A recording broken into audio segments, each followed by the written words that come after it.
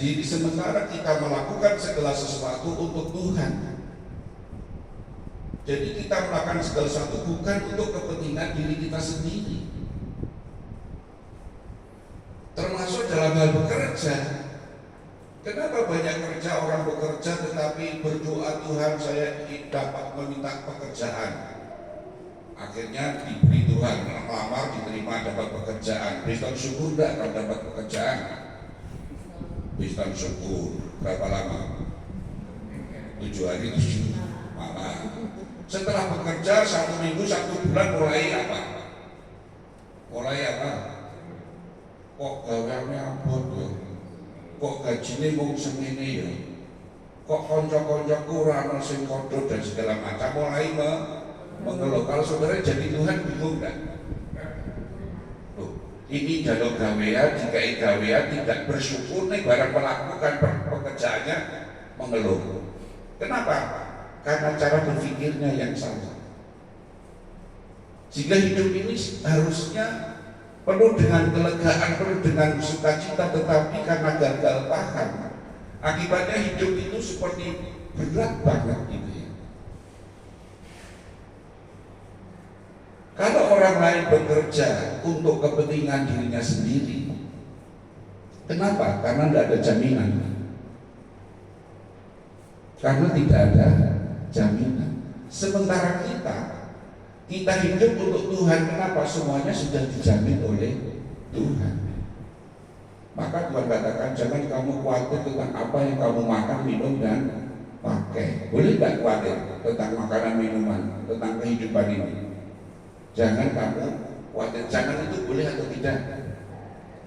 Tidak boleh. Setuju enggak? Loh, khawatir itu boleh enggak? Loh, halo? Kita yang kempok. Loh, Tuhan Yesus katakan jangan kamu khawatir. Khawatir itu boleh enggak? Kata jangan itu boleh gitu. Tidak boleh toh. Kata jangan itu kan jangan, tidak boleh. Tapi khawatir itu wajar enggak? Lu tidak boleh kok wajar itu. Yang bolehkan itu siapa? Kok khawatir itu wajar? Nah itulah gagal pahamnya begitu. Orang khawatir Tuhan Yesus lebih kok jangan khawatir. Cepat kok jangan khawatir berarti tidak boleh. Kenapa kok tidak boleh khawatir tentang makan minum? Bapakmu tahu bahwa kita butuh semuanya itu. Dan terus pada ketemu, udah carilah dulu kerajaan dan kebenaran, semua ditambahkan. Ada jaminan seperti nyambut gawe sing bener, urip sing bener, ibadah sing bener, semua akan ditambahkan. Jadi tugas kita itu nyambut gawe urip sing bener, ibadah yang betul. Berkat itu urusannya Gusti Allah. Sudah dijamin. Nah, seringkali orang walik ke orang bekerja cari berkat, ke gereja cari berkat, pulang ngedumel pendeta siji kakean takon kakean ngomong. Katanya digolek itu berkat. Kita itu bekerja untuk Tuhan. Saya beribadah untuk Tuhan. Untuk Tuhan itu berarti persembahan, mempersembahkan segala sesuatunya untuk Tuhan. Saya bekerja untuk Tuhan. Nah, itu bedanya orang Kristen dan orang lain. Kalau orang lain bekerja dan segala macam untuk dirinya sendiri. Sehingga kalau dia sakit bingung lah nanti terus makan apa, anakku bagaimana dan segala macam. Ketika di PHK mumet karuan, terus nanti bagaimana? Orang jaminan. Maka dengan demikian kita lihat enak mana orang Kristen dengan orang lain. Oh enak Kristen. Jadi wong Kristen itu enaknya wong kepenak. Nah kalau jadi orang Kristen itu penaknya wong kepenak, kudunya jadi wong Kristen itu selalu mengucap syukur, kan begitu. Tapi kenyataannya orang Kristen sana itu isinya mau mengelak dan mengeluh. Aji lokoh. Nah kenapa? Dan dibut baik lagi rumah oke masalah. Nah karena itulah seperti bagaimana firman Tuhan, meniup seruling orang senang, lagu juga orang berkabung, orang nyambung gitu loh saudara. Nah inilah yang perlu kita lakukan bersama. Bagaimana dengan tema kita, kuk yang melegakan? Kalau begitu, kalau semuanya sudah ada jaminan dunia akhirat dijamin oleh Tuhan, nah, terus kita mau ngapain? Apakah kita hidup sampai naik di rendah? Ada tanggung jawab yang harus kita lakukan, tapi cuma berbeda. Cara berpikirnya berbeda, motivasinya berbeda. Kalau semua orang bekerja untuk kepentingan dirinya sendiri, hidup untuk kepentingan sendiri, beragama untuk kepentingan sendiri-sendiri, tetapi kita melakukan segala sesuatu termasuk beribadah, bekerja, hidup ini, semuanya itu dipersembahkan untuk Tuhan, bukan untuk kepentingan dirinya sendiri. Tidak ada pamrih yang kita lakukan. Susah saudara, ini enak. Kalau saudara melakukan dengan melakukan segala sesuatu ada pamrihnya, bagaimana jenengan menyekolahkan anak, merawat anak, menikahkan anak, ada pamrihnya enggak? Terus saya tanya, ada pamrihnya enggak? Ya, seperti nyanyian dia, kasih ibu kepada beta tak terhingga sepanjang masa, hanya memberi dan harap kembali. Tak harap. Tak. Yang benar. Nek ditanya hanya memberi tak ada pamrih gitu. Tapi yang betul hanya memberi dan harap kembali. Hanya itu aja yang mulai gelisah, statusnya galau gitu ya.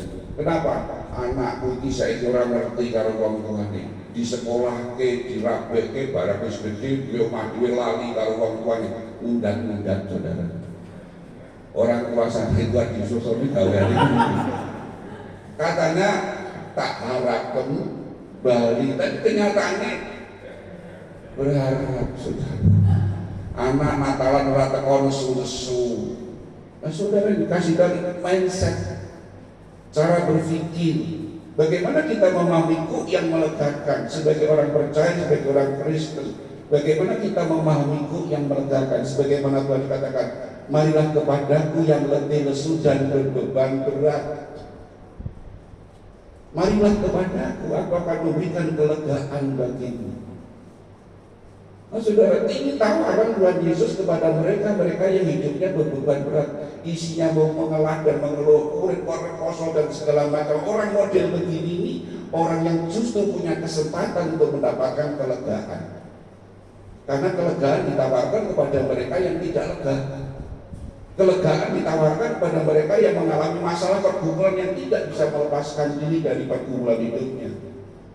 Nah, jemaat yang dikasih Tuhan, karena itu mari kita bersama-sama menghayati. Dalam beberapa bacaan yang kita dengar tadi, ada satu yang perlu kita perhatikan, ada beberapa kuk yang perlu diperhatikan. Yang pertama adalah kuk hukum Taurat. Hukum Taurat itu hukum yang Tuhan berikan kepada umat Israel. Dan itu menjadi panduan hidup orang Israel. Kalau orang hidup Israel itu menuruti hukum Taurat, maka orang Israel akan merasakan kebaikan-kebaikan Tuhan, perlindungan, berkat, dan keselamatan. Tapi kalau orang Israel tidak taat dengan hukum Taurat, maka tidak ada jaminan dalam hidupnya. Jaminan itu hanya ada dalam hukum Taurat. Nah, saudara, dan hukum Taurat itu benar, kudus, baik, tidak salah, itu sempurna. Tetapi kenyataannya dalam perjalanan bangsa Israel, orang Israel siapapun mereka tidak ada yang mampu melakukan hukum Taurat. Karena itu syarat. Kalau engkau melakukan hukum Taurat engkau diberkati. Kalau engkau melakukan hukum Taurat engkau akan hidup damai dan segala macam. Ternyata kenyataannya tidak ada orang yang bisa melakukan hukum Taurat. Nah, karena tidak bisa melakukan hukum Taurat, maka mereka mengalami kehidupan yang penuh dengan berbagai macam masalah. Kalau kita membaca dalam Perjanjian Lama, ketika orang Israel tidak taat dengan hukum Taurat, mereka akan mengalami penderitaan dan segala macam. Tidak ada yang mampu melakukan hukum Taurat. Bahkan justru dengan hukum Taurat itu nyata sekali ternyata dhewe kuwi wong dosa, wong cilaka.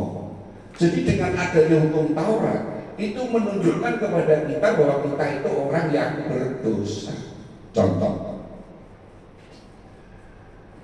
dibuat peraturan di gereja ini, setiap ibadah minggu pertama harus pakai pakaian putih, bajunya putih, bawahnya terserah, mau batik, mau abang, mau kuning terserah, tapi atasnya putih. Setelah peraturan dibuat mulai 1 Agustus 2023, minggu pertama dengan ibadah pakai apa? Baju putih, betul? Sebelumnya pakai baju putih enggak? Ketika enggak pakai baju putih merdeka enggak? Loh, ketika tidak pakai baju putih kira-kira santai-santai saja enggak? Sebelum ada peraturan itu tenang-tenang saja, betul ya? Tapi setelah ada peraturan itu jenengan datang minggu pertama ternyata pakai baju kuning, kira-kira gimana? Mulai ganti apa tetap nekat ibadah? Jadi merdeka enggak? Ketika duduk bareng nekat ibadah, semua putih hanya jenengan yang kuning, kira-kira rasanya gimana? Jenak enggak? Nah itu. Jadi justru dengan itu membuat kita mengenal ternyata saya orang berdosa, ternyata saya berbuat salah, dan itu membuat kita hidupnya menjadi tidak jenak, mengenal adanya dosa. Dan ternyata tidak ada seorang pun yang dapat melakukan hukum Taurat dengan sempurna. Kenapa? Karena ketika berdosaan manusia, sebagaimana Paulus katakan, aku ini manusia celaka, karepku itu melakukan hukum Taurat. Saya tahu hukum kasih itu benar, saya ngerti itu semuanya benar, tetapi aku ingin melakukan, tetapi yang aku lakukan justru yang lain. Artinya ketidakmampuan manusia untuk melakukan hukum Tuhan. Nah, karena tidak mampu melakukan hukum Tuhan, maka tidak ada jaminan di dalam hidup manusia. Maka hukum itu membawa kematian. Maka Paulus katakan tidak ada seorang pun dibenarkan karena melakukan hukum Taurat. Apa hukum Taurat salah? Enggak. Karena manusia tidak ada yang mampu melakukan. Maka tidak ada orang yang dibenarkan karena melakukan hukum Taurat, karena tidak ada yang bisa. Nah, itulah hukum Taurat, apalagi oleh orang Israel ditambahi, ingat dan kuduskanlah hari Sabat. Titik. Nah, mengkuduskan hari Sabat itu yang seperti apa? Oh, tidak boleh berjalan dari sekian kilo, tidak boleh mengangkat beban, tidak boleh macam-macam, aturan itu wakil. Akibatnya orang Israel menjadi mumet. Ternyata untuk mengkuduskan itu tidak boleh. Semakin banyak aturan, semakin sempurna aturan itu, membuat kita semakin mumet atau merdeka. Semakin banyak aturan, semakin sempurna aturan itu, membuat kita semakin merdeka atau mumet. Stres. Contoh ya, minggu pertama pakai baju putih, hanya baju putih, ditambahin baju putih singkir, kerai harus segi 5, lengan panjang 30 cm, panjang ini harus kancingnya merah putih, jahitannya harus begini. Wah, aturan muatan, mumet gak saudara? Ini gereja lah kira-kira jenengan. Itu maksudnya. Maka jangan bangga kalau agamaku agama yang sempurna, aturannya lengkap komplit, justru membuat stres karena aturannya kakean. Maka kalau berumah tangga ibu-ibu jangan banyak aturan sama suami-suami ini. Umat dengan suaminya. Suami-suami juga jangan cerimis sama istrinya ini. Kakean aturan. Saudara yang dikasih Tuhan, ini yang perlu kita lakukan, itu waktu yang akibatnya orang menjadi tidak lagi merdeka. Orang tidak mampu, harus begini, harus begini. Saya harus begini, akhirnya menjadi beban. Hidup kok angel banget, hidup kok sulit. Karena semua itu saya harus. Lalu kalau bisa enggak apa-apa, kalau tidak bisa. Nah ini yang saya harus. Itulah yang membuat hidup manusia itu penuh dengan penderitaan karena hukum. Saya harus yang orientasinya berpusat kepada dirinya sendiri. Banyak orang lain juga begitu, saya harus begini. Kalau tidak nanti begini. Nah, kadang khotbah juga begitu. Kalau saudara tidak memberi uang persekutuan, dimurkai Tuhan, berkat akan dihentikan dan segala macam. Akhirnya dengan ketakutan memberi persekutuan. Karena orang dulu nanti berkat Tuhan tidak akan takut, saudara. Akhirnya perpuluhan jadi apa? Beban. Jadi ini yang terjadi. Banyak orang hidup dilandasi ketakutan. Kenapa takut? Tidak ada jaminan. Kenapa takut mengandalkan kekuatan diri sendiri? Orang khawatir. Orang khawatir itu orang sombong atau rendah hati? Sombong.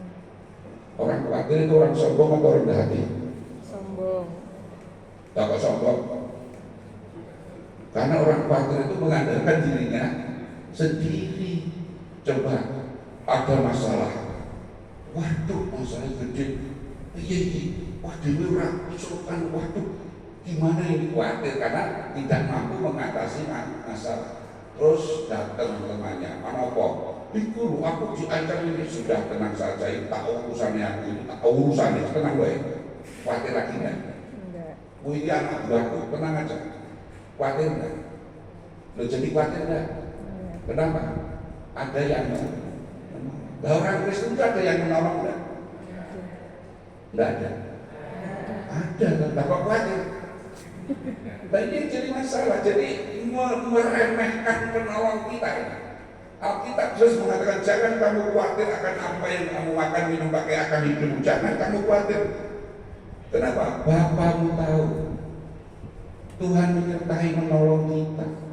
Nah itulah hukum Taurat yang membuat orang menjadi gelisah, khawatir. Kenapa? Mengandalkan kekuatan dirinya, terlalu banyak aturan dan tidak mampu mengatasi itu dengan kekuatannya sendiri, sehingga hidup itu menjadi beban.